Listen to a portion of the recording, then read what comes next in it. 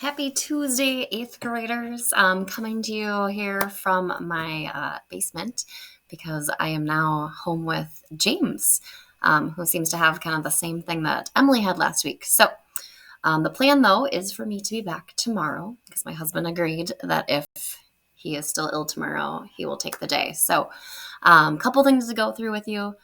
We're not going to do the lab that I promised you, acids and base lab. We will do that tomorrow, okay? When I'm back, because it'll just be better and easier that way, okay? So, kind of what to expect for today. You'll go over the weekly agenda, okay, with your planner, with the guest teacher, like you always do. Pay special attention to which day of the week you need to bring your pet rock to school, or not to school, but to my class, because that will be our day we do our competition that I've been telling you about. So make sure you take special note of that and then jot down everything else that we're doing for the week. And then kind of the first chunk of class is you're going to do some review on acids and bases, which we started on Friday. You're going to do something with that reading that you completed. All right. And if you were gone Friday, you can actually do the reading as the class is kind of submitting their answers. So you can do that as well. Just get the form from our guest teacher. Okay.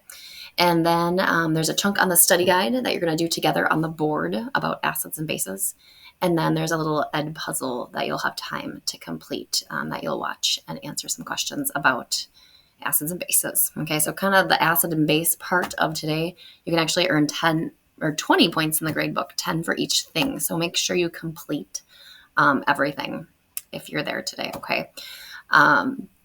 And then kind of finally toward the end of our, if there is time, you're going to do a little preview to the kind of latter part of the week, which we'll get into mixtures and pure substances. So I have another supplemental reading, kind of like I did with physical and chemical changes last week, that you will get if there is time and start reading that just to have a little preview. And then tomorrow we'll do the lab. Okay.